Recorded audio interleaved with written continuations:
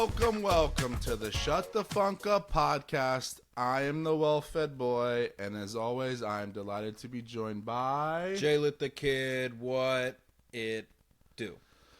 How's everybody doing out there? We are full-blown, we are good to go on YouTube.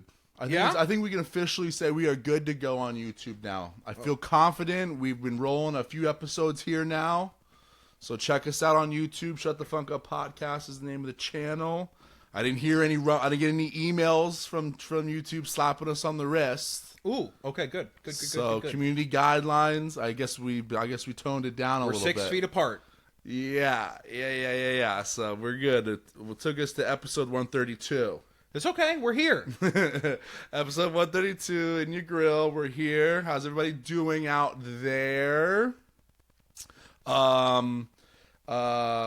and Jordan had a nice. We had a little brunch date. A little Sunday brunch. We had a little Sunday brunch date. Jordan initially invited me to an old Sunday brunch stomping ground, and I was very hesitant because it's usually. Back when I used to go, it was catastrophic and crazy, but it was nice. We were just talking about it. It was a nice little Saturday brunch, actually. Yeah, shout out to P-Funk, who was not there, but I think we can safely report back it was in good hands without you. Yes, Tap 42 is still good, so, we did the name drop, but we don't need to cash in on the name drop thing, or at least I did. I did. Yeah. Because I texted her before and was like, "Hey, are you around this weekend?" And she was like, "No, I don't work the weekends." Right. So I haven't actually dropped the name before. Now I knew the manager when I went in there when I first got there because I didn't know what was going on. I knew him he was an old brewery guy that I used to work with, and so I had to let him know that I knew some peoples.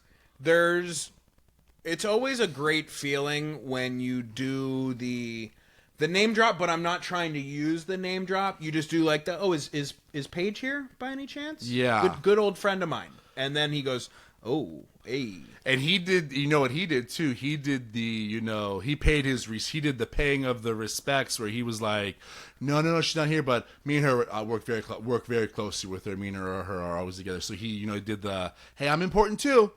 Oh, okay, yes. You know what I mean? Yeah. Yeah, which that's always good. It's like, all right, cool. So my name drop without using and cashing in on it, it worked.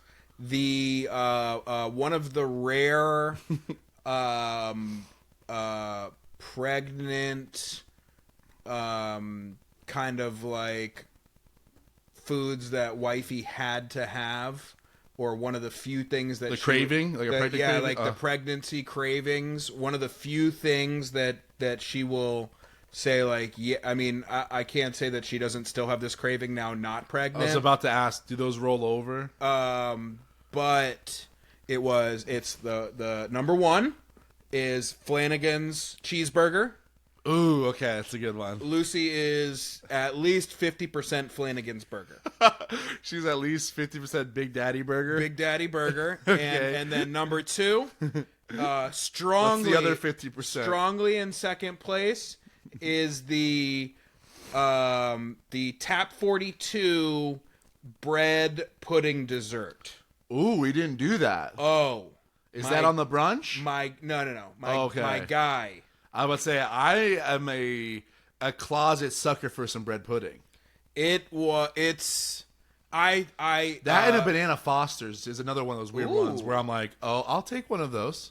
I've never even had a Banana Foster's. Ooh. Now and P-Funk, I think you owe me because now we're cashing in. No, not. Oh, but I at one point I even texted her and was like, "Yo, like I need you to like what's the rest?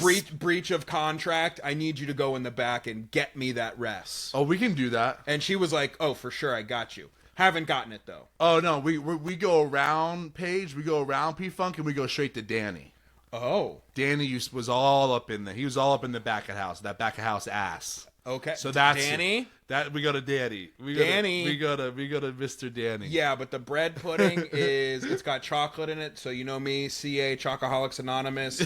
I admit it. I am an addict. I'm sorry, but it is phenom.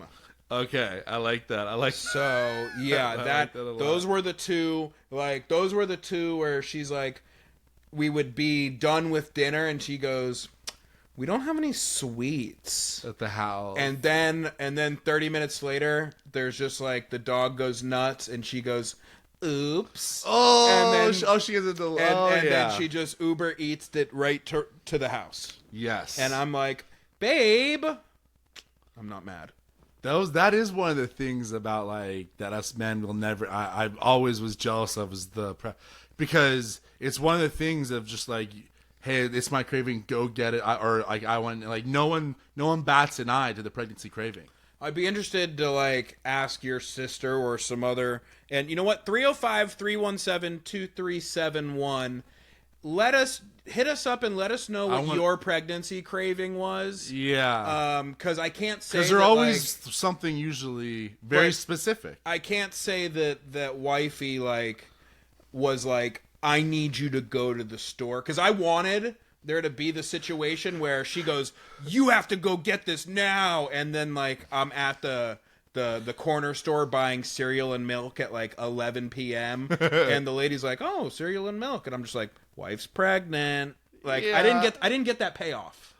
Oh, I have you like, you know, weekly like trying to force pregnancy cravings onto her, just being like, So no Oreos? Oreos are not like things that you like, but you're trying to, okay, yeah. Because that's really so you don't have a hankering for any Butterfingers. Yeah, no? that's really the best. That's when you as the husband or as the partner can like get the pregnancy synced up. Now 305-317-2371, guys or other.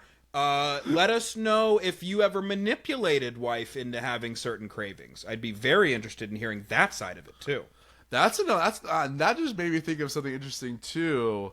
What if you have a surrogate? Are you allowed, like, say you and I are a couple, and I'm the more like, feminine one? Duh. Like the way I did this too. Duh. And like the way that I'm sitting. Is all apropos. No, we all know. About. We all know. And like we get a surrogate. Am I allowed to? Even though I'm not, am I allowed to have pregnancy? It's cravings? Gonna drive. If that was the case, and you tried to claim pregnancy craving, it's going to drive a wedge in our relationship. Because if you're not willing to do the time or the crime, you don't get to do the time. Yeah, that's true. Damn it. So yeah, no. If anything. When you're like, I need that bread pudding, I'm Uber Eating a bread pudding to the surrogate's house. That's so messed up. I know. All right, let's get into the episode here. And talk to me about our Lord and Savior, Rick Rubin. Ricky Rube. Did you check out? I threw in like a bunch of crazy weird stuff on there. I don't know if you. I know you're already familiar. No. I listened to the playlist today. Did you see my Mr. Hanky? I did. Did you like that? What happened was I was at work and I was letting it play in the background while I was working, and that one came on and I was like facing the other direction and I did like a what? And to me, like, the playlist you put together is so like indicative of who he was. Spread it around with just the amount of success that he had over multiple genres. And I've always said this, if you can span decades, that's awesome. But if you can span decades and span genres and not only be good but be great, that's indisputable to me, that you have the talent for creating a sound, helping create, a movement and stuff like that. And Rick Rubin, I don't know, honestly, if, especially like on the producer side, if there's a better example of that. Yeah, it was pretty... Because when you can go from, LL Cool J to Slayer to Beastie Boys to Jay-Z, that right there alone. Now, and I would say that the two camps were kind of, hard rock metal and like hip hop. But those are gangster hip-hop. Pretty diametrically opposed and on opposite ends of the spectrum. So to be able to do both of those, not just good but great, I think is just a testament to like just how good he actually is at what he does. Yeah. And the other thing I was thinking is, and people that might not be as knowledgeable are like saying, who's Rick Rubin? What does he put out?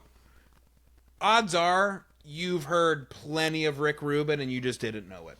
Oh yeah, when I was like that playlist was fun to put together because there was just, I went to like credits and discography and there was just so much. I was like, geez, what hasn't? The question really becomes what hasn't. Yeah, and just like that late '80s, early '90s. I mean, there was a couple soundtracks on there that I was just dying laughing of. I was just like weird, quirky, like Bubble Boy or something weird. Like you're just like, wow, he did all these just so many weird things like that. But when you're great for so long, like, and I think also not like nose up snobbery to like, at a certain level you won't go down and do any of those things. Rick Rubin was doing that all the time. Yeah. Like you had mentioned, like the Butthole Surfers and other bands that weren't anywhere near as popular, but he kind of had some loyalty to because of like just working together at some point early on. He didn't kind of like ever forget his roots. Yeah. Which is also cool because obviously so many people ascend to such a high level that you see them stop kind of working with the little guy for sure, but even like those medium tier kind of known bands, like he would still do that type of stuff. Yeah. So I liked that. Yeah. Check out Rick Rubin on the Peacock Music playlist.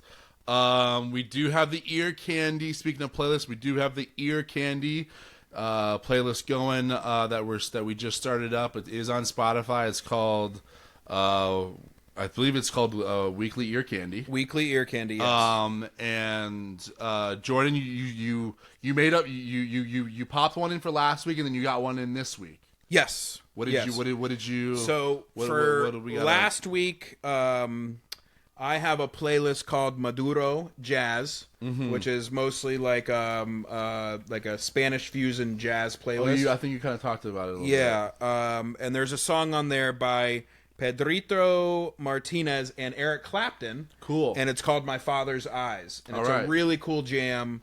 So that is my last week's Ear Candy. That's a good one. And because I'm trying to make sure once, just like we do with the Cocks here, but spread the love around a little bit, kind of based on, on different genres. And the other That's a one, good one. I haven't heard that one. I'm gonna check that one out. Oh, it's awesome. It's a good one. And the other one that I added is a song called, let me see here. It's called Tumpi, and it's by this band.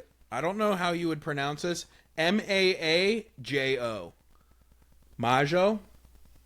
Yeah, I'll go with that. Majo. Yeah, and so they're really cool. When I was Brazilian? That sounds like... So when I was in Puerto Rico and we were at this awesome bar called Jungle Bird, they were playing all this music, and I was in love with every single song that was on this playlist.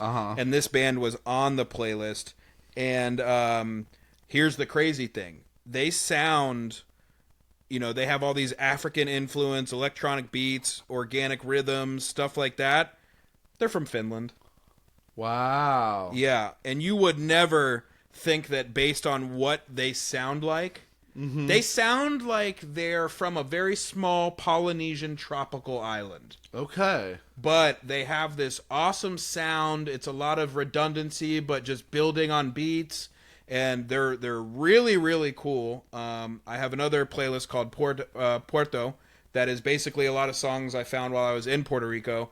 And I haven't really found like anything else like this, but super cool. All right, those Yeah. are 2 good ones. I'm actually all right. I'm gonna check those out. Those Yeah. are perfect ear candies right there. Yeah, You know? I want to make sure that we're spreading the genres out, and you know, I know that my cohort over here, who is a musical snob, is only gonna find you music that you've never heard of. Now, I, on the other hand, I will give the people what they want. So I will throw some mainstream bangers in there that I just think that, you know, need to bless that those ears once in a while. But my guy over here will not. So Probably most of the time not. most of the time not. So I will leave it with that. Now, what did you add that definitely everyone knows about?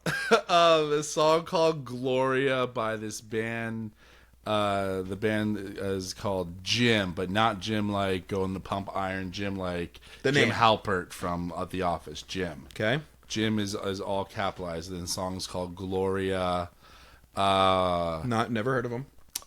It's a good one. I'm always fascinated, and I don't know maybe what the term exactly is for it, but I always love and am biased and lean towards songs that either are about or are named a girl's name. I love songs like, you know, Bex, Deborah. They're just songs that, like, if it's like the song's name is a girl's name and they're speaking about a girl, for some reason it's got to be something that happened deep back long ago when I was a young kid. I just love songs that are named and about women and like their names. I think you remember a while back, but Wifey and I created a playlist. I think it's on her Spotify, and it's called "Call Me a Lady." And we reached out to you. Yeah, you contributed. It was a perfect thing. I was like, "Oh my god, I love this idea," Yeah. because I have so many. And every song on the playlist has, I believe, at least a woman's name in the title. Yeah, Yeah. But it's a cool song too because even the lyrics of the song are the chorus of the song. He sings. He says, "Gloria." And then, like, I'm not gonna like sing it out for you, but he goes, "You don't even know my name." So it's a really cool song of, you know, him longing for this girl, and she doesn't even know his name, but he knows her name. And see, this is that high school thing of, you know, you're on the other side of the classroom, Yes. thinking that she doesn't even know your name. Meanwhile, she's just doodling in her book, saying, "Jim, I know your name." She's got Jim with hearts all around it. Mm-hmm. Yeah, totally. Yep. So that's the weekly ear candy. Go check it out. This playlist is on Spotify. But Jordan, I must know what you learned this week.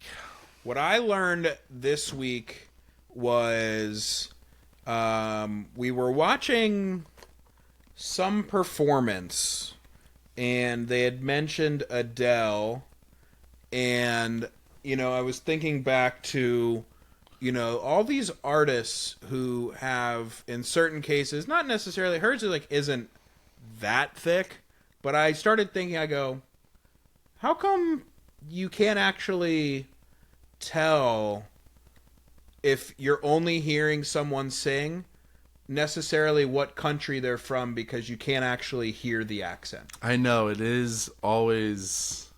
and it's not even just English. I'd say the Brits are probably the number one, you know, person, but even like group that you think of. But, you know, like, I would throw, you know, the Spanish, Dundee Horns and the Australians in there too. Oh yeah, any like British accent offshoot, proper English offshoot accent. But even like Spanish, like the first thing that came to my mind also too was like, I can remember like one of the very first ones I used to always think of was Shakira. Like whenever Shakira sang, obviously she had like that very unique voice, but when you heard her sing, it didn't have a Spanish accent. Correct. When you heard her in her interview, she had a full blown, Venezuelan, Colombian, I think she's Colombian accent. Is she Colombian? I think she's Colombian. Yeah. Oof. I'll put all the chips in them. I'll put all the chips in the You're middle. putting the chips in the. I'm sliding all the chips in the middle on that. She's Colombian. I'm gonna go. Can I go? take the field? Can I take the field on this and say that she's anything but Colombian? I'll give you the rest of South America. I will take South America. I don't think she's Spanish. She's not from Spain, but I'm gonna go Colombia. She's from like Colombian, correct. She's from a town that starts with a G or something, or no. Or C? Raised in Barranquilla. Barranquilla, Colombia. Barranquilla, yes, Colombia. There you go, boom, Colombian. But you would never know it. But yeah, it is always fast. That always has been. It is fast. I don't know where you're going with that. I'm sorry I cut you off, but it is always so fascinating when you start to sing. You know, And the answer isn't anything mind blowing. But basically, what they said is many of the distinctive characteristics of an accent aren't reproduced when you're singing. And that's because a lot of the accents typically fall on the vowels. And the vowel sounds get stretched. And the precise articulation of the consonants is lost. That's true. Usually a vowel's in the beginning or the end of a word, and you're usually like... Yeah. And because you're stretching it out, the result is a neutral baseline accent that sounds vaguely American. That's interesting. Yeah. That's very interesting. That makes total sense, though, too. But what they also said is, typically when you do notice, because there are certain people for sure that you will notice the accents on, what they were saying is typically those are the people that are kind of using their diaphragm and their voice as like a power tool less, and it's more of them talking and verbalizing. That's so true, So because the if you less think of like Fela Kuti, for example, he obviously in his singing you have an accent, but he isn't, like you said, like stretching vowels and like doing these melodic, like you know, like it is almost very what was it, like talking the word, like sing talking or whatever you want to call it. But yeah, the more he's like water it don't get enemy, like he's not saying water it don't get enemy, he's not like singing. So the more typically that That's they're so stretching something out, the more the accent will be lost in the music or in the voice, and the less that they're projecting, I guess, and stretching, through like a ballad or something like that. The more that they're closer on the spectrum to talking, the more the accent will be. That is one of my more favorite. What did I learn from you that you ever brought? I love that. That's one of obviously because I'm a music freak, but that's like that's locked in now forever, right? Because I've always wondered. Adele is a perfect example. She sings, you're like. And then American, and then she talks. You're like, but she's got that like Cockney, like Liverpool, like hers is like, oi, like it's not proper. Yeah. So that was so cool. That's what I learned this week. Alex, what did you learn this week? I learned this week that the Mormons are coming to the 305. The Mormons, I would say, are coming to. I know it's Magic City, but they're coming down to Sin City? They're coming to Hialeah, more specifically. Ooh, okay. Now, Mormons, have you... Did you purchase this lot sight unseen? I don't think they've done their research, because they bought like 170 acres, like, or something like crazy. I think it's like 170 acres in Hialeah of like all of this like abandoned warehouse / land unused. And it's just like in this weird, terrible, like nondescript, like on its own area, which is very on the nose for them to do because they like their privacy. So they're moving in, and I don't think it's a tech boom thing. I don't think they're moving in on either. I can safely tell you. I think Florida is a nice safe haven. In Hialeah, that there is no tech boom there. I think Florida's just becoming this overall umbrella of safe haven for just any type of, radical, getting into mischief, white, crazy, like religious. No one's gonna ask questions type of. Yeah, if you're white and religious, come on down. Yeah. And you know what? No one will bat an eye. The brown part of town, take as much as you want. It sounds like. I just love, but I loved how it was in Hialeah. I was like, I am very interested to see how that goes there. I have a feeling if they purchased as much land as you said they did, that they're probably not planning on leaving very often, and I think they might get a little compound bit of situation. You thinking? Oh yeah, this is definitely a Waco situation because I think if they do leave campus, that they are going to be rudely awakened. I don't think they're going to be able to communicate with not too many people. No, Hialeah is thick. Hialeah got the thing. Like Hialeah is like one of the places where if you don't know Spanish, you and I would have you'll have a hard time. Most places there it's Spanish forward. Like and they're going to look at you like no one here speaks English, bud. You can move to Hialeah, not learn a lick of English, and it is not a problem for your entire life. You'll be successful. So get ready. We'll keep tabs on that. Yeah, I need you to file that in the keep an eye on that category because if there's a situation where in a month or two we start seeing some large statue being, erected or some, I need to know about that. Because it's election year now. So things are going to be sticking and moving down here. You'll start seeing in Florida, there's going to be laws and people and just different things that are moving quicker than usual. Because not looking forward to it, bud. Yeah. So, I had, as everyone, as you know, I had a lot of time on my hands the last couple months, a lot of downtime, and I watched a lot of movies. Yeah. And as I was watching, I watched a lot of bad movies, and I watched a lot of good movies. Okay. And have you noticed? Have you gotten? I know I've told you this before that I married Siskel and Ebert. Yes. The movie critic. Very, very difficult to please when it comes to the movies. Have you noticed as you've gotten older, let me phrase it this way. Have you become more open-minded to a movie being good, or has your requirements for a good movie only gone up as you've gotten older? Or stayed the same? No, I actually would kind of twist it in this because this was something that you and I that we kind of discussed at brunch, which I totally agreed with you because you had said it. I actually, the older and older I've gotten, the more tolerant I have become of maybe not the best movie. I before, if it isn't very good, I would turn it off. Whereas if it's like kind of not good, but there's like maybe one thing in it, I will finish that movie now.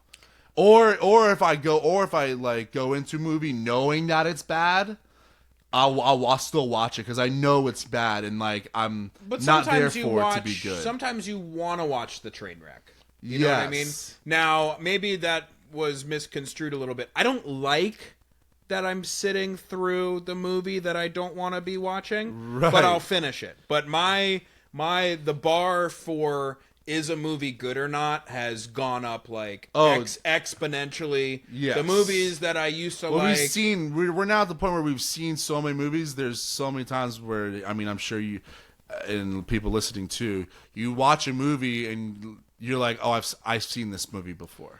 Not only that, or I know where this is going. But I think as you just get older and smarter, like the bar for entertainment also rises with it. Yeah. Which makes it more difficult for you to like. And movies aren't just as good anymore, right? They're not making isn't it? It's kind of. I'll tell you, like Hollywood has admitted that. I love going back, like when wifey and I are doing movie night. I have no problem, popping back to the 80s and early 90s. Yeah. I think those were some of the best movies. Right. Like the long good movies like that where.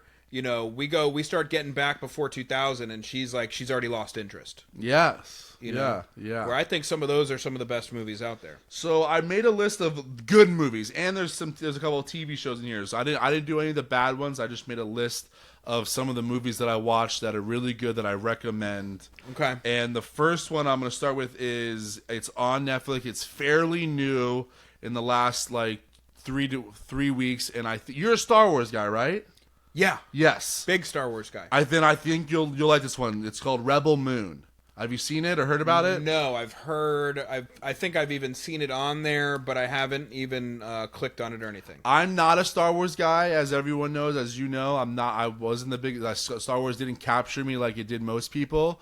But this one has a total Star Wars vibe because it's on the same, wavelength. Wait, is it a Star Wars movie? It's not a Star Wars movie, but it's Okay. on the same wavelength of, you've got different planets. There's the Empire, the bad, people, and they're trying to, they're taking over. And then there's all these weird, cool looking alien type characters. And this is how I describe it. It's like Star Wars except for without all the nerdy shit. There's none of the nerdy stuff. It's all really cool sci-fi, good action. None of the nerdy shit. It's on my list. Rebel Moon. Really, Rebel Moon. I think you'll really like it since you're into that stuff. Another really good one. This one's a music one. This was a music documentary, also on Netflix as well, and it's called "Squaring the Circle," and it's all about these two guys that made pretty much all of the biggest album artworks, all the cover arts for all the biggest albums back in the 60s and 70s. They did Dark Side of the Moon, Beatles, they're every single even semi-famous or famous album artwork that you can think of from the 60s or 70s. These two guys are the ones that were that made it, and there's a whole cool story about. This is a documentary style. Yes, okay, yeah. cool. So that one was cool. Squaring the Circle. Here's a TV show that I don't know if you're hip to. I know you've probably seen the movies. You know how they have the Fargo TV shows now? Yes. There's a new one. They're on season 5 or whatever. And I've seen the first 2 seasons. I actually mentioned that to Wifey the other day that I don't even think I've seen the original movie from the 90s. It's great. Which I Coen heard Brothers. was good. Everything's Coen Brothers is great. Yeah. But I saw the first 2 seasons and they were great, and then kind of got sick of it.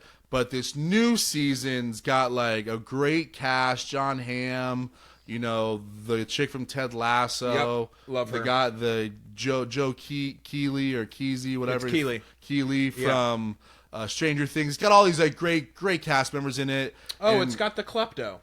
Isn't the Klepto in it from Stranger Things? Because there's Keeley from Ted Lasso, and then who's the lady that would always steal all the shit? She got caught shoplifting a bunch of times. She's the mom. She's the mom in Stranger Things.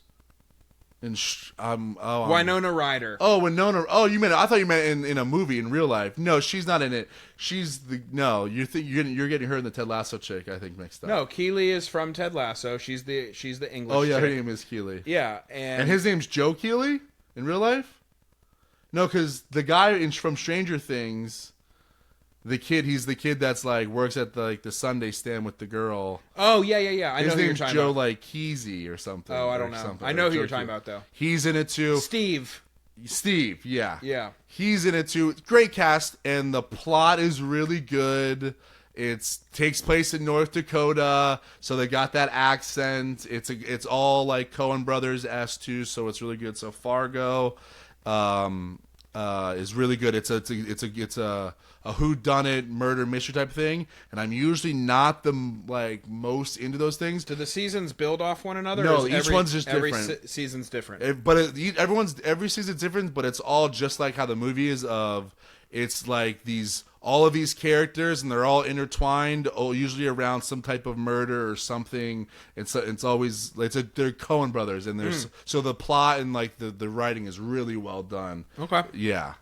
So check it out, Fargo. Fool's Paradise is another good one with our boy Charlie Day from Always Sunny. Fool's Paradise. That one is, I think it was either Hulu or Amazon. That one was good. He wrote and directed, and also stars in this movie called Fool's Paradise, and he plays kind of like a Charlie Chaplin, a mute. He becomes this movie star out of nowhere. And it's really, the reason why it's really cool is because it shows you the real underlings in the back of how Hollywood really is. And there's a bunch, the seedy underbelly. Yes, that's what I was looking for. And there's a bunch of cameos in it. It's just chock full. Every single scene is just cameo after cameo after cameo. Do we get a Dennis or a Mac? There's a bunch of people. Dennis is in it. His wife is in it. Artemis is in it. Oof, love it. Okay, so he grabbed one a of the couple McBoyles is in it. There's a bunch of them where you're like, oh. Nice. Mac okay. is. I think Mac is. I think he's the only one that's not in it. But yeah. Mac. So Fool's Paradise was good. Another really creepy one. This was a TV show. It's called Frogging. Frogging. With a PH. I don't know. There's a new thing that the kids. It's a new term that the kids have coined. PHROGGING. Yes, it's a new thing that the kids do now. That it started off where like kids would sneak into other people's houses, and that's how you get shot in South Florida. Don't do that. And you like sleep in the attic and stuff. And it started off as like I think like some type of like those trends or whatever those. Things that the do viral trends. Yeah, and like you see how long you go and like stay in someone else's house without them ever knowing, and you sleep like in the attic or like in like a spare like places where they would never find you, and then you sneak back out, and it's called frogging. But now it's like the term is like turned basically anybody that's just inside of your house for a long period of time that you don't know about, they're frogging. You know, they're frogging on you. And there's is a 10 episode thing about real people that like they keep going downstairs and there's things missing from their fridge and like and then they finally they find these people hidden in like their closets. It's like super creepy. It makes you want to check your attic. You watched all 10 episodes. Bro, I at the end of it, I was checking my attic and stuff. I was freaked the fuck out because it's real life people, and the cool thing about it is each episode has like, because it's based off of now people's footage of like opening up the closet and finding a person like cutting a hole back in and like there's pictures like they find the people like in the middle of that. Like there's one guy where he comes home and like the guy that is frogging in his house is just like on the other side of like the door, and he's just like got a cracked open. He's like, I'm not letting you in here, and he's just like, what the fuck? There's a guy in my house, right? He comes home on vacation. So it's so creepy. So creepy. It's called frogging. If you want to get creeped out... Mike, if you could pan in on my face right now. No. It's so creepy. Do not watch it with the wifey. No, that's a hard pass from me. Don't fucking do that to my house. Yeah. That's definitely how you get shot in South Florida. Now, I've got a cool one that I thought that you and the wifey might like, too. This one also is like a documentary. It's called The Jewel Thief. And it's about this kid who grows up, and he's like this master thief. He starts off like, you know, stealing from Radio Shacks and stuff, and he's just gets away with all this. This is a real story. It has him. It has all the cops, and... It's a wild story, and this kid gets away with so much stuff, and he's just like this amateur guy, but he learns, and he gets to the point where he like is finding banks that are like being built, and he goes in and sets up security cameras in there, so that when the bank is open, he's got like all of this information, and then after he steals like money, he's like the cops are there, and he's like listening in on the cops and everything. He's just like. It's so cool. I'm back in on this one. The Jewel Thief is really cool. Okay. And it's a whole really cool story. And like I said, it's got a bunch of footage, and the guy, he's in there doing it. And the last one I have, if you really want to get really freaked out, it's an A24 production. It's called Lamb. I do not. And I will just leave it at, I'm not even going to go into the description of it. Anyone that is interested in one of the weirdest, coolest, most thought-provoking, artful films that I've seen this year, go check out this movie called Lamb, and I'll just leave it at that. I don't like when you leave it at that. Because I was like, how am I going to describe it? I was like, I'm not even going to do it. It's just one of those. Not a lot of talking in it. It's like filmed in Iceland, so it's all these beautiful landscapes. Got some creepness to it. Wild ending. Go watch it. Lamb. But you had some stuff that we were talking about at a couple lists that were very interesting that I said bring these up on Tuesday. So one I do want to recommend this because I will say around the Christmas holiday I actually do like to get in the spirit a little bit, and I do watch Christmas movies. I like stuff to. like that? I like to try to get off the beaten path and see what other different Christmas movies are I feel like out there there. were a lot this year. Yeah. Well, I think Bunch of new ones. I think the streaming services no. People are into it. December 1 hits, and they're like, okay, Chris, let's get these on. Mm-hmm. But they filmed like a lot of new ones though. Yeah, and this is actually one of the newer ones, and I actually really like this movie just as a movie, and I thought that it would fall in great Christmas movies. Okay. And that is, and I didn't really know about, actually we talked about it a little bit, there's one of the episodes in season 2 of The Bear is about Christmas Eve when the Italians do the 7 fishes. Yes. But this movie is called Feast of the 7 Fishes, and it takes place in like the 80s, and it's like this... Is this a newer Christmas movie? Oh, I think it came out like 2023. Okay. Yeah, so it's new. You'll know the main guy. He's definitely kind of a weirdo, but he does a great job in this movie, and it's all about him, and they all live in this small town outside of I think they're in like a suburb of Pittsburgh. Okay. And it's this Italian family, and it's just great because I think there's an aspect of what everyone... yeah, he's in like the Righteous Gemstones. Yeah, and stuff. there's... A pretty good cast. Yeah. You'll know a lot of the other people in it. Mm-hmm. And it's just... I think everyone can relate to it because it's like... Schultz is in it? Yep. Andrew Schultz? Yep. Okay, now I'm in. Yeah, and it's like there's just a lot of like we got a big meal to cook for. The whole family's going to get, be drinking, and the old uncles are going to be saying, "No, don't cook it this way. You got to cook it this way." Okay. And the old Italian grandma is there, and he brings like a new interest. A new interest comes into play and all that. But a girl. Yeah, Okay. So there's like, This kind of sounds good. the old love interest who... Is it an Italian thing also going on as well? Oh, yeah. Okay, that's what I need. I need that. Yeah, but it's... but to Should me... I make a spaghetti dinner like while I'm watching this? You're going to be very much like The Sopranos, where you find yourself in an undershirt in front of the TV, shoveling cold ziti into your mouth. Eating with my mouth...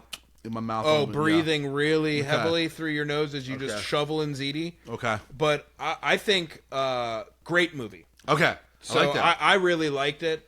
Check it out though. That's a good movie. I'm gonna write. And the other one, so I'm gonna tell the story, but the new Mission Impossible: Dead Reckoning Part 1. Yes. We watched that one. Talk to me. And I actually thought it was like Dead Reckoning. Dead Reckoning Part 1. Do you know what Dead Reckoning is? I'm about to hit you with a what did you learn this week? Because actually I learned that this week as well. No.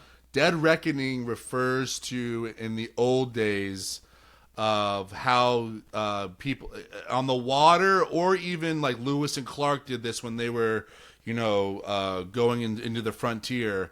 Dead Reckoning is the navigational is the term that used in the navigational of basically, using longitude and latitude, and then tracking your speed. Like on a boat, they would track your speed by the bubbles and how quickly they move past the boat, so that could tell you how fast your boat was going. And then they would try. Then they would use the latitude. Like, all right, we're gonna stay east, and then they would track how fast they're going. And that's called Dead Reckoning. That's the navigational term of what you're using to like navigate and go throughout either the sea or the land. It's called you're using Dead Reckoning. Huh. Well, that makes sense because it starts on a submarine. Okay, so, there you go. But I'm writing that down. You kind of do the eye roll with the Mission Impossible, especially the movies where like they've just done so many in the franchise that you're like, enough, man. This is a money grab. But this one is actually really good.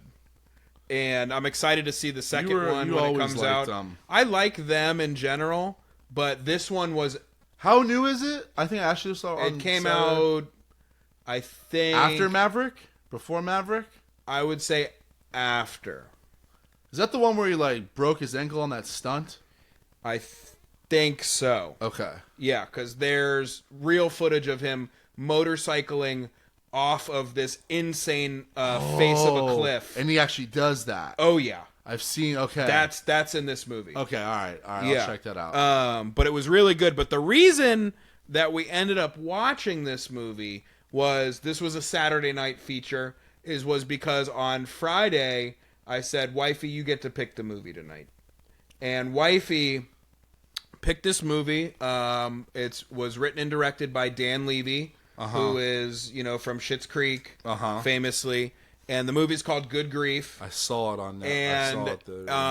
And look, I love a good inclusive LGBTQA plus movie. Is that all of them? I think I hit. I think let me know out there, but I think I hit it. But this movie was just like, first off, it was under comedies. And let me just say... Was it funny? Not that funny. A lot of just grief-filled... A lot of good grief. But it was very, very gay. And there's nothing wrong with that. But as soon as we turned the movie off, I said, babe, to compensate, tomorrow night, manliest movie I could find. Okay, so give me some manly movies then. So I created a list not only of a list of 5... of the manliest movies I could think of. Okay. But I also, while creating this list, came up with some movies that maybe you would consider having on that list. But I said, no, that's more of a boy movie. So that's the boiliest. I have the top 5 manliest and the top 5 boiliest movies. Okay. Okay? Top 5 manliest. I'm going to say in no particular order, but, gentlemen, if Wifey picked a really shitty, very, very gay movie the night before, go with these. Go with these to kind of, just balance the sweet and the savory balance out. The universe back out. And first one, let's just really piss the wife off and go way back in time. A Fistful of Dollars. Clint Eastwood. Yes. Let's just get a good spaghetti western on to where she, within the first 2 minutes, know what to do with it. She's pulled her phone out already and isn't paying attention. Yes, I like that. Now, number 2, and I know we've talked about this on the podcast because this is assigned to a very specific holiday for myself and my family, The Godfather. Absolutely. This is a different way. The mafia, the organized crime. There's a whole manliness but very, reserved side to that to say, we're going to make a monopoly can't refuse. The man that goes and sees every single movie... Ooh, hold on. I thought I was going to sneeze there. My brother, he watched Sopranos, remember? Mm-hmm. And then he asked me, he's like... What's up with Godfather? Because he's never seen The Godfather. He was like, what's up with Godfather? I was like, well, shoot. That shocks me, Benny. You're better than that. I was like, well, shoot, bro. I was like, if you like The Sopranos, Godfather's The Godfather. Like, you wouldn't have The Sopranos. Nothing in the mafia realm. Didn't like Godfather. He was like, nope. Too many characters.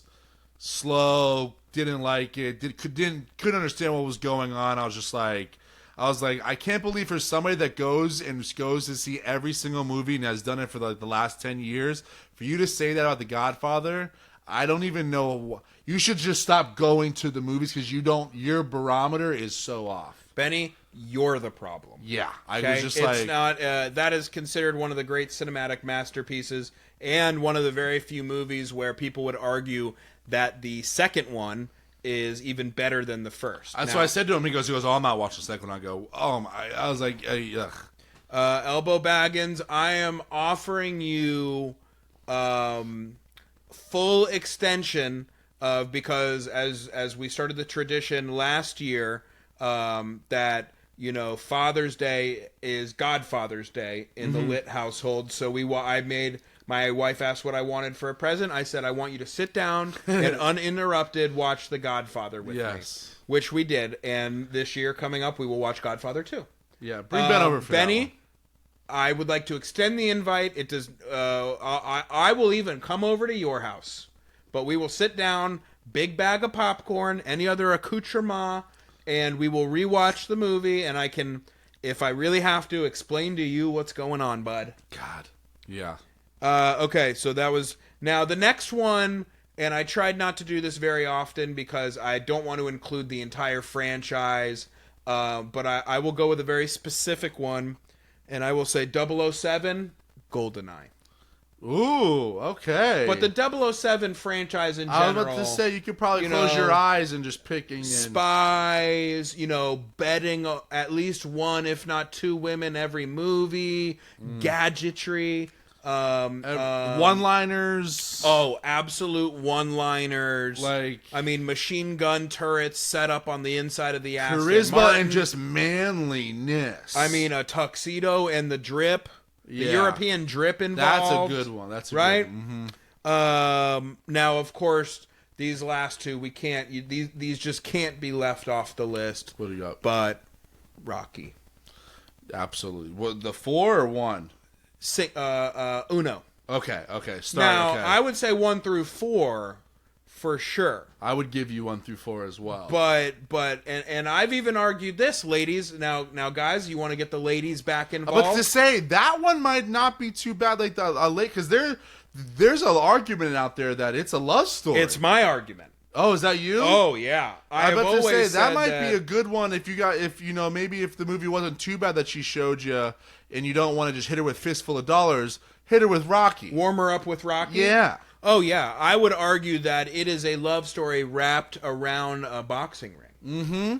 So, and I would say all of those probably pale in comparison to probably I think might be like the manliest movie of all time, just Predator. Yes. Because it can't truly be the manliest movie of all time. I thought unless there are no women in the movie. I wasn't. I didn't want to spoil or do anything, but I thought you were gonna go Rambo, but Predators I would say is a tick above in manliness, just because you have more men doing man stuff in Predator. Yeah, there's a couple women in Rambo's some of the just Rambo one movies. man. Yeah. And there was some argument for maybe like Carl the Weathers, Expendables, Ventura. No. But to me, these are more classic. Now, those are for the men out. I could watch Predator like once a month and never be bored. Never. Like, it's such a good movie. Yeah. For such a good man, it's everything about it. Mm-hmm. It made the jungle, large munitions. Like at the end of it, I don't care. Your man or a man, whoever's watching it, at the end of it, they have the thought it's in their mind of, I could do that. The smearing of the mud, there's just sweat. Yeah. Oh yeah. Look, you got to be just miles deep in a jungle to really understand. Yeah. But yeah, Predator. Predator's great. Now, the boiliest movies. Let's do it. What do you got? First one, which I think you had previously mentioned earlier, and Star Wars. Mm-hmm. That's a boy's movie. That is a boy's movie. Not a man's movie. No, yeah. Right? Yes. Richie Rich. I love Richie. We've all had the thought of if we just were like a billionaire child. That in like Blank Check was a big one with Sinbad. Oh yeah. I was like, oh man. But Mr. Macintosh. But yeah, when you saw his house with the basketball, or his room with the basketball court, when there was the McDonald's in the house. The McDonald's was when you were like, that's when you said, oh, I've never even thought about having a McDonald's in my own house. You didn't know that you could do that. Yeah. So that here's another one. Karate Kid. Great one. Who's not been bullied and thought, hey, maybe I'll go learn karate? I'll even put a Three Ninjas in there with you too. You know Three Ninjas. Oh yeah. Yeah, I like that a lot. These last two I think are just absolute heavy hitters. Absolute mainstays on the boiliest movies roster. The Sandlot. Oh, yes. Sandlot is the movie that you graduate from the all-boy cast with, of course, Wendy Peppercorn. I was about to that you then go to Predator. I was about to say, I was just about to say, Sandlot is almost like the preteen years. That's it's the Expendables, but for boys. Yeah, that's when you're like going through puberty. Sandlot. Mm-hmm. You know what I mean? Oh yeah, yeah. And then the last one, which I think is an absolute juggernaut, in my personal opinion, Mighty Ducks. Ooh, what? Yeah, one. Yeah, just keep it to one. Sandlot, I mean, could easily be right there with it. It's a preference, but right at the end when, man, what's the coach's name? Emilio Estevez's name in the movie? Bombay. When Gordon Bombay, and he gets on that bus right at the end. I mean, chills. Charlie Conway. I mean, and his mom. Jesus that Christ. Small apartment, but I mean, I wanted the guy who sharpens the skates to be my mentor. Hans. I mean, that's what I'm talking about, dude. Hans? I want to watch that movie right now, brother. And I think you could even throw the trilogy in on that. Yeah, because it gets good, especially when they go to the Olympics. Oh, yeah. Like, the villains and rivals in Mighty Ducks is bar none some of the best in sports. Mm-hmm. Yeah. Yeah. So those are the top 5 boiliest movies. God, that's good. I would almost, you could argue a boiliest are... You could put up against the manliest ones. They're just as good. Start. Look, you don't just pop out a man. Start with the boys, and then move into the heavy hitters. Yes. So that's the list. Yes. I know. You're on the mend. You've had a little bit of a glow up. You look good. And we're not done. We're not. The work is not finished. Rome wasn't built in a day, ladies. And I went to the doctor today, and he was like, because it's the whatever, and he was like, you could losing weight will help, obviously with like tons of different stuff, and I was like, well. When I walked in, I was like, I've already lost 25 pounds. I was like, and I plan on losing another 25. And he goes, oh, he's like, that's great. That's good news. He goes, because I honestly was about to let you know, like, because I know for young people, it's hard to lose weight and some people don't want to do it. He's like, and I didn't know if you were like one of those people that did that, didn't want to lose the weight, but clearly you are. He's like, but I was about to recommend maybe Ozempic he's like, just because he's like, it'll help with like, tons of like just things. And I was just if you do that, and I was just like, I'm off the podcast. I was just like, I looked at the doctor I looked him straight in his eye. I go, listen to me right now. I was like I said, I go, I've already lost 25. I'm going to lose another 25. And he goes, then you're fine. He goes, don't even listen to what I just said. I go, oh, I will not. No, I heard what you said loud and clear. You're pushing it. He goes, I'm sorry. He goes, I didn't mean to offend you. I was like, no, it's just funny. I was like, because I make like, I talk about that all the time. And he goes, you don't know how many young people I run into. He's like, that don't want to lose the weight, or it's hard for them to lose the weight because they're young, whatever, and they eat a lot, and he's like, they all just like, love this Ozempic thing. I was like, no, I'm A-okay with that. As Jordan saw my steps today. Yep. I got a not too shabby. Not too shabby, yep. I got a not too shabby. Mm-hmm. So. Now, as part of this glow up, I know we've done this in the past a little bit, as your biggest cheerleader and advocate for, this glow up and us trying to find you a life partner / mate. This is a big year for This is a bit, I mean, you said that the likelihood of coming out of 2024 a spoken for man. You said an 8. An 8. Yeah. Which means we got some work to do, bud. Mm-hmm. But I think the more information maybe we get out there to let these women know. Oh, you got a little rundown for me? Well, yeah. I got some questions asked. Okay. I got some more questions that I think are going to help, let these women know and whoever else know You know, What do you mean whoever else? Like men too? What was that? Look, what was that? Hey, was that the A plus? Was that what was that? You're Was that the plus? You're part of the plus community. Okay. The T is for tall. Oh. I don't know if you knew that. I didn't. Okay. The B is for boys. Yeah. I mean, look. So I have I have some questions here, and you're gonna have to be quick on your feet a little bit. Okay, I'm ready. If Alex was any musical artist, who would he be, and why? Oh man, if I was any musical artist, who would I be? And there's no wrong answer, but you will be judged on all these. I would say that I would go with like a danger mouse. I would say I am in the background, you know, making things happen, but I have an opinion. Oh. Yes. I like that answer. Yes. Now, the two low-hanging fruit that I thought were right there for you to just grasp one with each hand, like some big old balls, what did I miss? was I thought you were going to go Prince or Rick James. Oh. That's just where I thought you might go. Okay. I wish. Yeah. I want a little bit more practice. That answer, I think, is what we're looking for, me and the women and the plus and the boys and everyone else out there. Okay. And that was a thoughtful, good answer. Okay. Okay.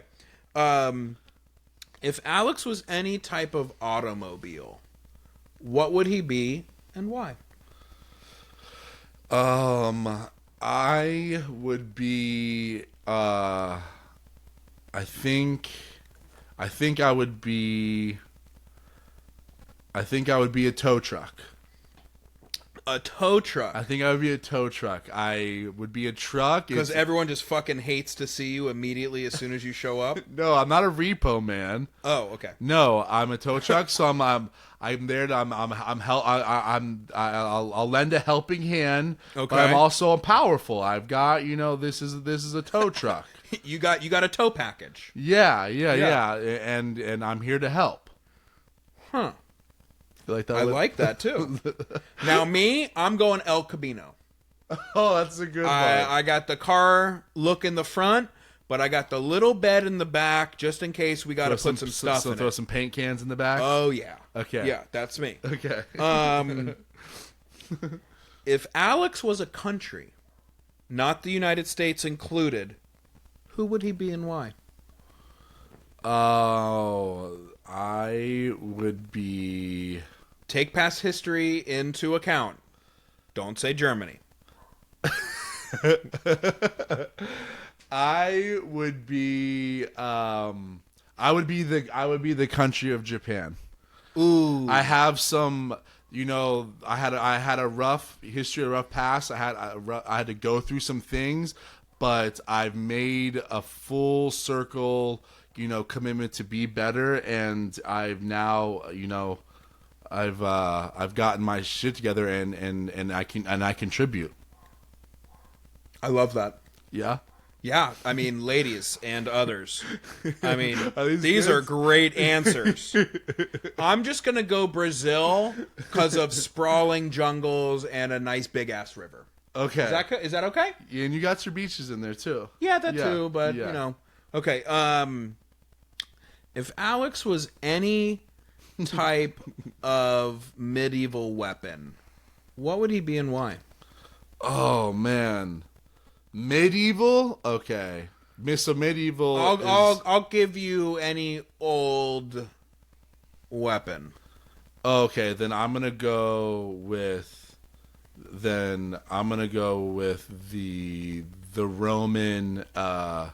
The Roman, it's got a special name for it, but it's basically like a Roman axe, and it's the weapon that the gladiators used. And what is that? Does that have like the double-sided axe, or?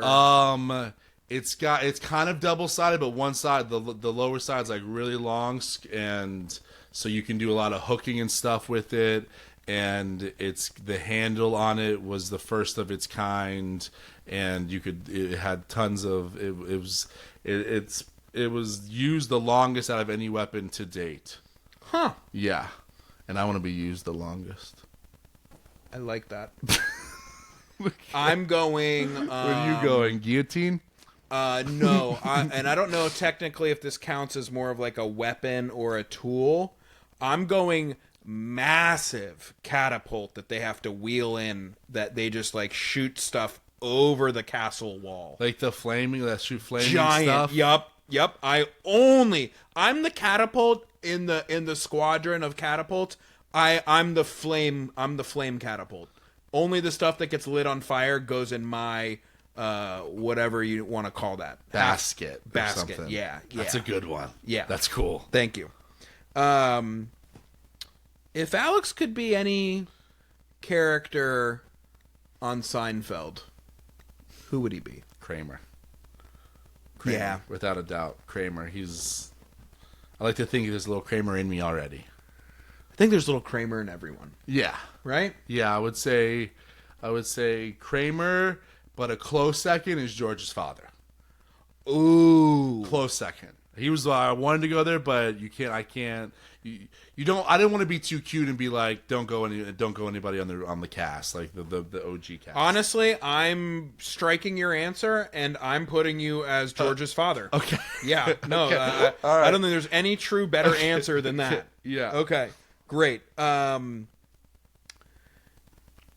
If Alex was any type of yard work tool, what would he be and why? I would be what's it called? Are they called pole shovels? What's the no, it's it's not a pole.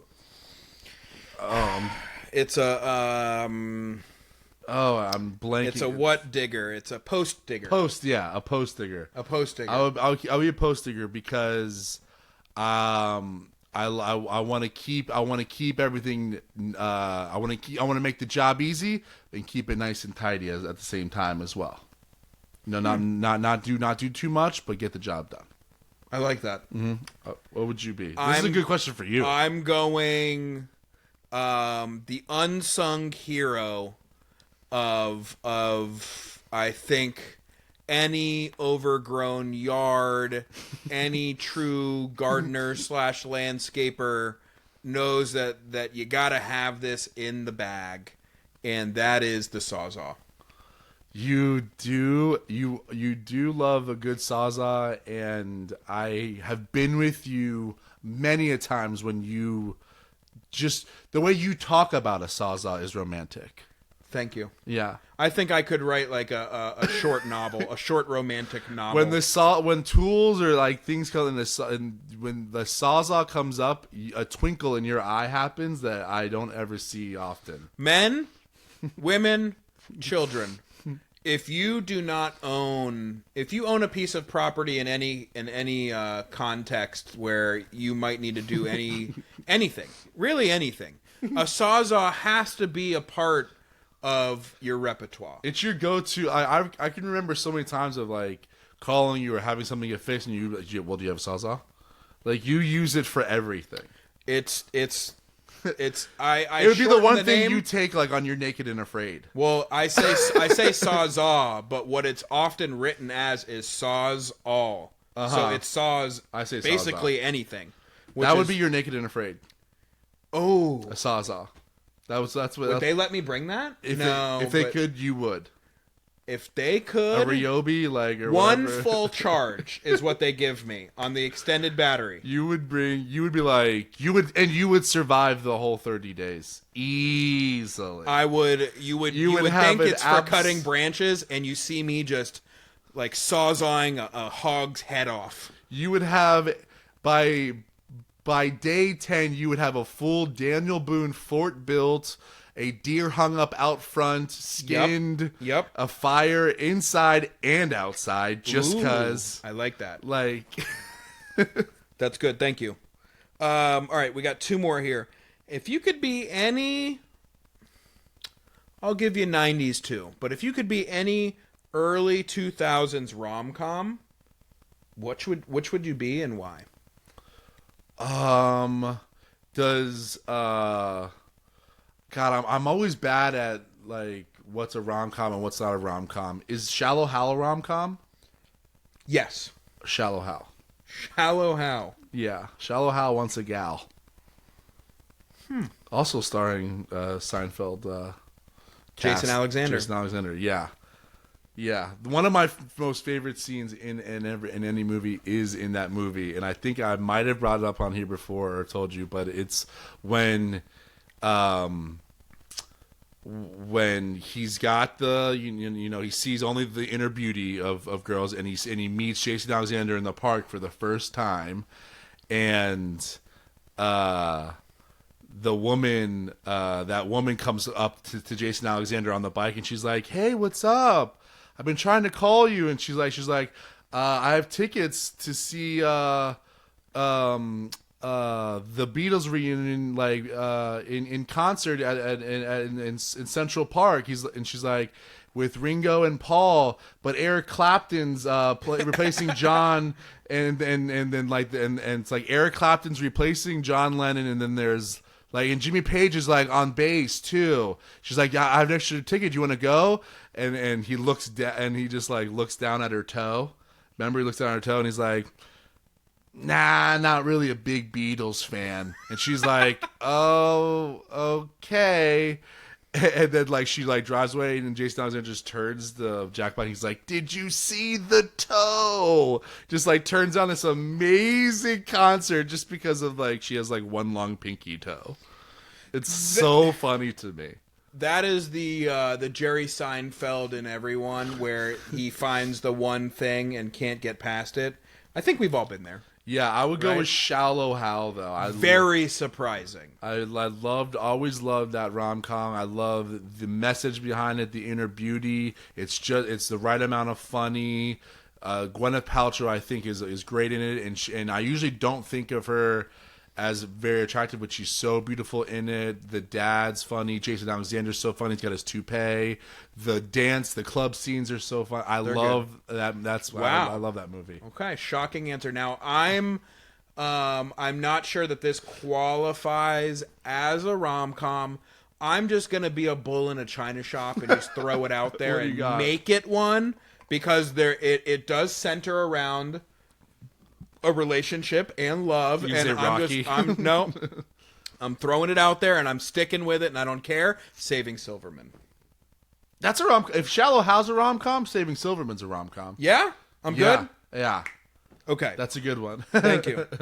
And the last, I want to party with you. I want to. Yeah, you just hit that one the other day. Nice. What is it? Yeah, we got that jack. Was it totally stole it when he was taking a whiz? I totally snuck backstage and stole it while he was taking a whiz. It's so good. And the last one, if you could be any type of hat, what would you be and why? A bandana. Bandana. A bandana. Does that constitute a hat? No. And look. As a team bandana, as someone that's still, I was about to say, that's shocking as for someone the amount of bandanas that you wear as on your head. I can't, I think in good conscience, allow that to be considered a hat. It's headgear. Well, are you talking about? Are you? I'm talking about not as a headband, but as. No, I know what you're going with. A full blown frontier woman style. That is not a hat. Okay, all right. So if not a bandana, then I will have to go with a cowboy hat. Yeah, just a 10-gallon. I have to go. I'll have to go with the big boy cowboy hat. Mine's not far away. I mean, I think that not only do I claim this creed, but I truly live it. And I would be a very classic bucket hat. I was just about to say, I was like, if he says anything besides bucket hat, like, no. Jay's been bucking for a long time. You're a 10-point buck. 10 point. Thank you. Yeah. Thank you. Yeah. All right, ladies. So I think we're gonna continue to dig down here, and I'm gonna get all. That was a fun one. I'm gonna get you all the information. Those are good because need. those are the questions I always ask, like on the dating games. Yeah. Where your answer has to be good and like maybe semi-funny, but there has to be some like deep meaning behind the answer, like of why you would be that. You can't just be like, oh, because I fire truck because I like fire trucks. You have to be like, no, I see. I think it's actually the opposite. Because I'll put out the flame, whatever. I think it's the opposite, where it doesn't really matter what it is as long as you have a good sexual innuendo in there. like fire truck.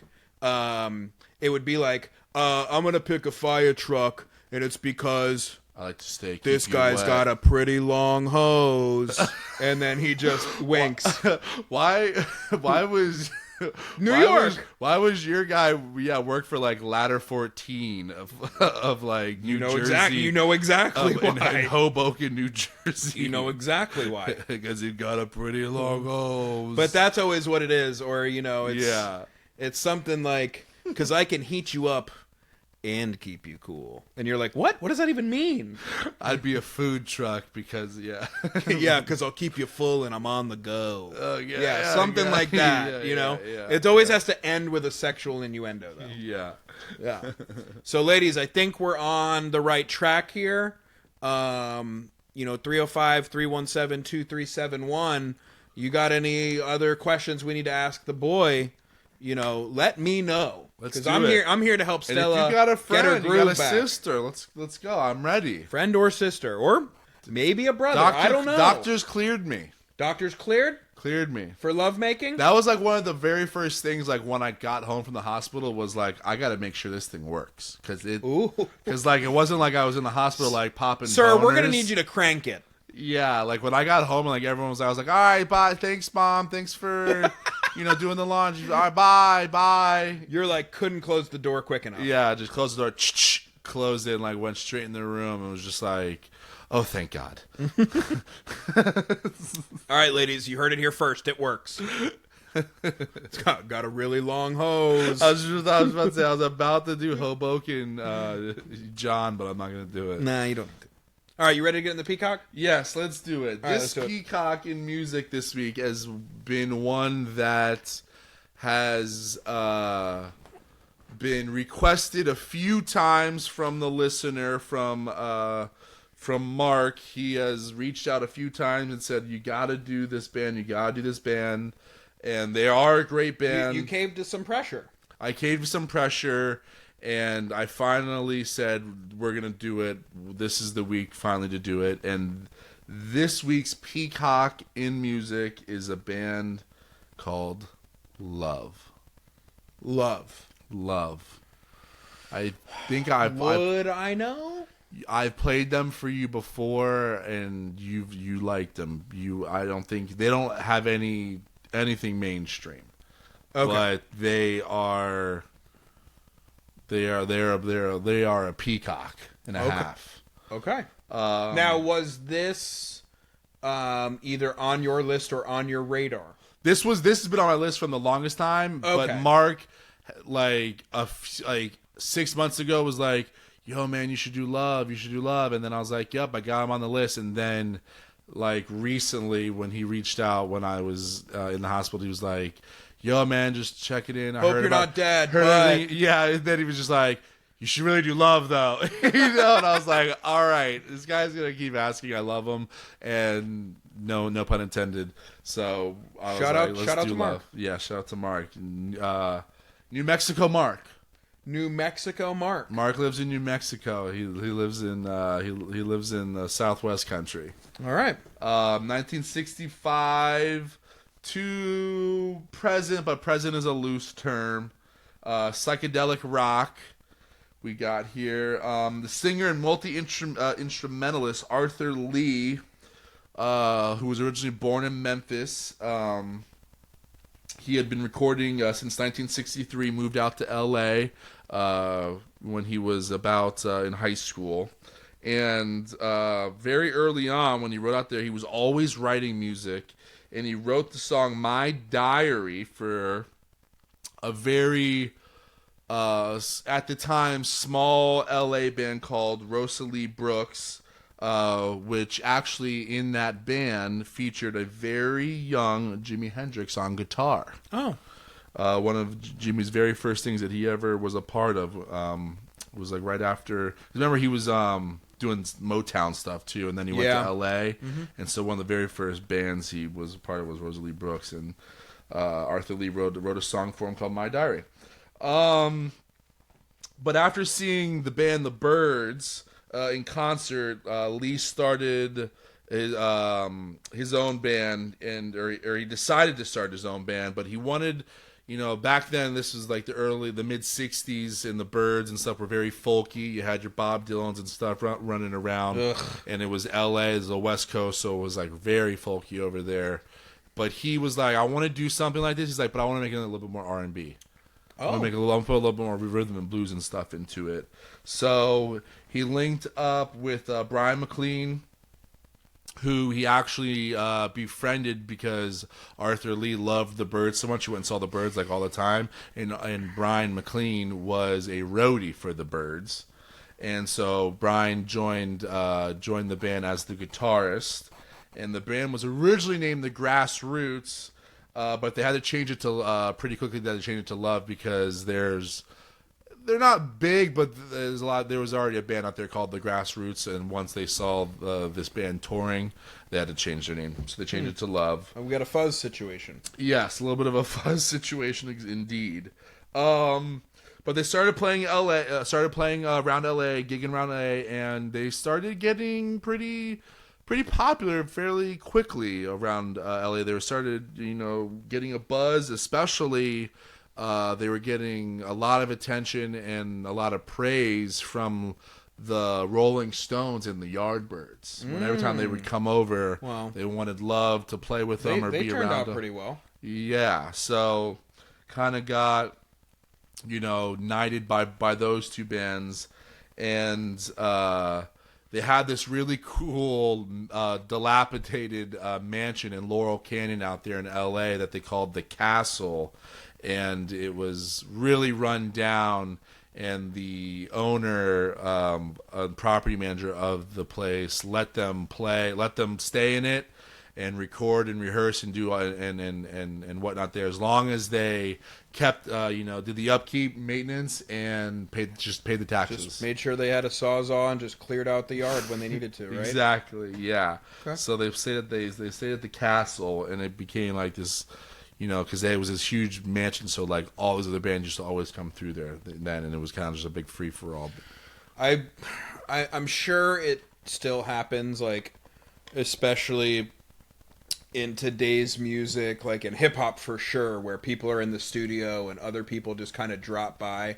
But I certainly wish that was kind of something that I feel like was still around and very prevalent back in like the 60s and 70s, where it's like, hey man, we just got this place, whether it's like a house, a warehouse, or something, like just come through and let's make music. And just like and anyone can kind of stop by, and like anyone can just lay a track down. Yeah. And it's just like, it's the place. You don't have to call. No. Just show up with your stuff and let's do it. Yeah. Yeah, that definitely doesn't happen anymore. You'd have people calling the cops and saying it's too loud or something crazy. Yeah.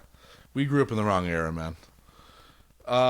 But they soon signed to Elektra Records, actually a pretty big record label. And they were actually Elektra Records' very first rock band that they signed. Oh. And they released their first album in 1966. The album did all right. It reached number 57 on the Billboard 200. That's pretty good. It's pretty good, yeah. But they didn't have any real singles on it. But right after the album, they wrote a song and released it as a single called 7 is 7. And that one gained a lot of attention on it. And it'll be one of the very first songs I add to the Peacocks and Music playlist. That's the putting of on the map. Yeah, and especially it garnered them a lot of attention because there was really, really excellent guitar work on it, especially for like 1966. It's a truly amazing song. It's one of those songs to this day. It totally holds up, and it had a ton of influence on so many bands. Just that one song. Would you argue that and maybe this is just rock and roll dying, but although there's been like more technological advances in instruments as time's gone on, would you almost argue that guitar play has gotten worse? Yeah, because it's kind of that theory of when you don't have a lot to work with, you make the most of what you have to work with. And when you have everything at your disposal, you almost do too much, or you try to do too much. It's like I always call it like the little room syndrome. Like when you're stuck in your little room, you're always trying to do and make the best out of your situation to get into that bigger room. But once you're in the bigger room, you are always trying to figure out how to get back to the little room. Because you were more creative in there. I'm just thinking now, like, exclude Jack White and maybe I don't even know 3 other people, and I could put them up against people from 60s and 70s, and I think that it would be unanimous that the guitar play and the quality of skill hasn't transcended over 60 years into such a direction that it's blowing the old stuff out of the water. No. If anything, it's still better. Yeah. Yeah, totally. But their biggest album, their third album, Forever Changes, released in 1967, produced by Bruce Botnick. Bruce Botnick did L.A. Woman by the Doors. Ooh, nice. Great album. He did 2 of Eddie Money's biggest albums. Ooh. He engineered and produced those, and he also did the Beach Boys' Pet Sounds album. No, don't ever do that. Don't stop it. Okay. You sound like an idiot. Don't ever do that. Okay. I will add. Pet Sounds is going on Ear Candy next week. You're getting your mind blown. I'll leave it at this. I don't know. I'm speaking from a point of ignorance. Yes. Show me the light. But but that's on you.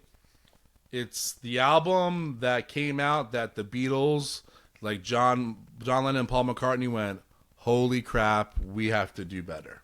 They were doing 8 days a week and Love, Love Me Do, and then Pet Sounds came out, and they went back to the studio and said, guys, we got ways to go. Scrub it all. Yeah. Let's start over. But Forever Changes was the third album.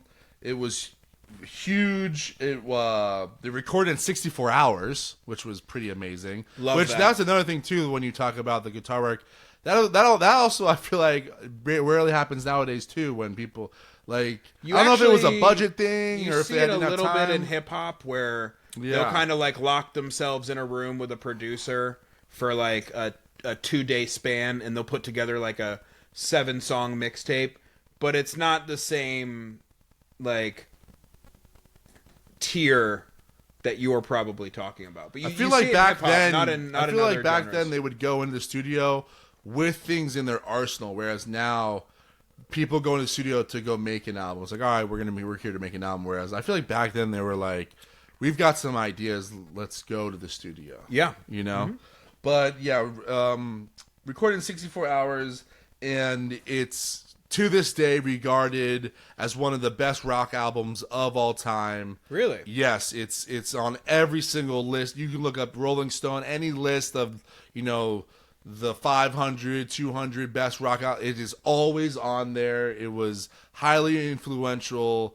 It changed, What year did that one come out? 67. It's one of the biggest rock albums of all time that no one ever even speaks of, but when you listen to it, you'll get it. You'll go, oh, I get it. It's just one of those things where it took me. I'll never forget when my dad showed it to me. Is this going to be like a Blues Breakers situation, and I'm going to be a little peeved after? Yeah, because it really you're just like, wow, they just it was just one of those things. Okay, and it was such a big album that it is in the National Recording Registry, which is basically any type of recorded music, audio, broadcast. There's tons of different things that go in there, but anything of great significance and of importance that has been audio that has been recorded, the people submit it to it, but not a lot of them get approved. But it goes into the National Recording Registry, and it's there forever. It's one of the things that I believe that they've sent into space. Yeah, this is like the popular culture. It's in the zeitgeist of that time. And can't be forgotten. Yeah, the National Recording Registry. It's like only things that make it into there are things that are just culturally, is on its own. It's the Earth. It's going to go on into that big black box down in New Zealand, and when the aliens come down, because the Earth has absolutely melted into its own core, it'll be there, and they'll get to hear love. Yeah, so that just goes to show you how how great this band and this album particularly was, but. Soon after that great album, tensions started rising within the band, as they always do, especially between the guitarist John McLean and Arthur Lee. Arthur, was very hands-on. John wanted his songs on there. Arthur didn't really like his songs, and Arthur even did a lot of, people, like a lot of the guys in the bands would lay things down. And then he would not like it, so he would go hire another musician to go lay down the drums or like something better. Ugh. Yeah, it was it was ugly, but that's who Arthur Lee was. He was just that guy, and everyone else in the band was kind of cool with it. John McLean was not very cool with it, and he pretty much was the first to go, and he dipped out, and he actually went on to become a Christian rock artist. And then the rest of the other people in the band got into drugs and crime and fell off the face of the earth. Really? One went left, one went right, huh? Yeah, but, Arthur Lee replaced all the band members and replaced them. It was a little bit of a turnstile situation, but, replaced the band members, put out 3 or 4 more albums. All pretty good. Nothing, like forever changed. They were never the same, obviously, because it wasn't the original band. But the one of the last album that they did do together as a band had Jimi Hendrix was on it, and it was the last thing that Jimi Hendrix was ever featured on before he died. Oh, was the Love album. So just goes to show you, within the music community. Love was, you got your Rolling Stones, your Yardbirds, your Jimi Hendrix. Everyone was like, they were really on their own, with what they were doing. It sounds like an absolute definition of a peacock. Yeah, exactly. The band broke up. Like I said, got back together many a times. Once the late '70s, especially the '80s, '90s, and stuff hit, Arthur Lee was just getting people to come, just going on tour. They weren't really in love, but they were touring under love. But all the original members have now since died. Arthur Lee died of leukemia. The other ones died of, nothing crazy. There was no, anything bad. A band can't continue after all the original members have passed, right? Yeah, right. That should be in music law. Yeah. Right? Yeah, okay. So that's your Peacock in Music this week, Love. Mark, hopefully I did you justice there. And like I said, if you guys are in the mood for exploring something from, really groovy, really cool, really different, that is nothing that you're definitely listening to now, go check out Forever Changes. It is an amazing album, and it's definitely on the list for you vinyl heads out there. If you don't have it, it's one of those. It's like you got to have that in. You got to have that in your library. If you're a vinyl head, you got to have Forever Changes in there. It's beautiful. So I'll put some songs in there so you can check it out and stuff. But word, excited about this one. Yeah. That's Love. Check them out. Before we get out of here, though, I just wanted to go over, because I remember a few months back, remember when we talked about the Dat Piff, that Yep. website that had all of the mixtapes, the mixtapes and stuff that were on it. We were downloading like craziness every single week. We talked about it. What a time. I remember when we talked about it, it went out Yeah. actually, I read this week they actually didn't go out of business. I think I heard about. I didn't get too far into it, but I think I saw something on this too. Yeah. So what happened was their hard drive, because it was such that type of operation, their hard drive got a virus, and so that's why they shut down Dat Piff, because they thought they had lost all of these mixtapes and all of these albums that they had.